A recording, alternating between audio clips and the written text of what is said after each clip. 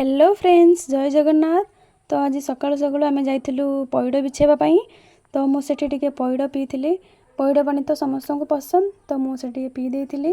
P के आसला परे मते टिके फोटो वीडियो पई रेडी हबार थिला, तो मु टिके रेडी हेतिली। सेठी फर्स्ट मेकअप किछि बेसी नै नथिली, तो नॉर्मली जेमिति मु मेकअप हुए सेतिकी नेथिली।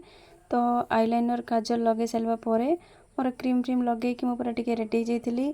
तो बिंदी न लगेले कौन ओडिया घर झील भाई लगे ना कौन, तो से बिंदी टिके लगे देती। लगे सारा देखो यहाँ मोर फाइनाल लुक थिला। मु पूरा रेडी हो जाइली। तापर दीपरे भात डाली खटा पानी आंब काकुड़ी घांट बैगण भजा शाग बढ़ा कलरा गोटा भजा बहुत सारा आइटम होता। तो मुझे खाई नेली। शोईकी उठिला परे 5टा हो जाइतिला। तो आमे बाहरिलु टिके नीलगिरी मंदिर जीवापाई। तो संध्या बेलार व्यू देखो केते सुंदर थिला। तो सेठी आमे जाइकी पहुँची गलु नीलगिरी मंदिर रे। जगन्नाथ